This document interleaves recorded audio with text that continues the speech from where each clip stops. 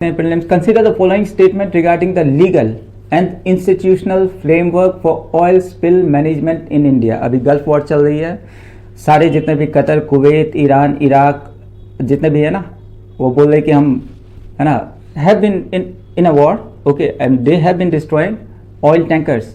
तो उसका जो एनवायरमेंटल इफेक्ट है ना, शॉर्ट टर्म में तो आपको लगेगा कि हम जीत गए, ओके, पर वो मदर नेचर है ना, बोलते हैं ना कि कर्मा बाइट्स बैक. तो फिर वो जो ऑयल स्पिल है, ओके, एक तो पेट्रोकेमिकल, नॉन बायोडिग्रेडेबल, और उसके बाद जो होने वाला है, राइट. तो consider following statement regarding the legal and institutional framework for oil spill management in India. पहला है the merchant shipping act of 1958 integrates the provision of MARPOL convention to regulate the ship borne pollutants in Indian waters. दूसरा है the national oil spill disaster contingency plan, okay, managed by Indian navy, नहीं navy नहीं, coast guard करता है, is the legally binding document for all the oil companies operating in exclusive economic zone. Okay. तीसरा है the national green tribunal provide a judicial mechanism for awarding compensation for environmental damage cause by marine pollution incidents. तो इसमें पूछा how many of the statement are correct. Okay, तो पहला और तीसरा correct है, राइट, वही कोस्ट गार्ड वाला जो था लफड़ा. Statement 1 correct है. Merchant Shipping Act of 1958 is a primary legislation in India that incorporates the international standard of MARPOL Convention. Okay.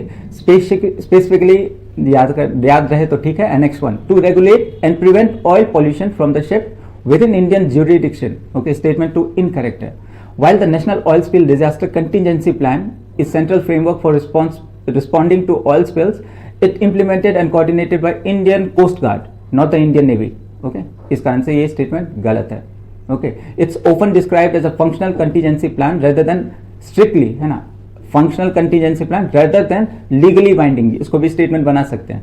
Statute in the same sense as the merchant shipping Act. Okay, statement 3 correct है. The national green Tribunal Act 2010 established a specialized judicial body for effective and expeditious disposal of cases relating to environmental protection.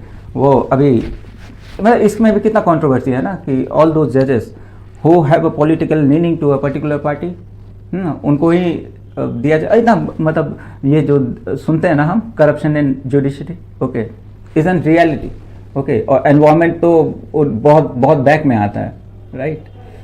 तो supreme court हो चाहे high court हो ना, they are still not, इधर हो सकता है कि उनके पास नॉलेज ना हो, पर इन अ लॉन्ग टर्म, है ना, it's going to cost us economically, health wise, ठीक है. तो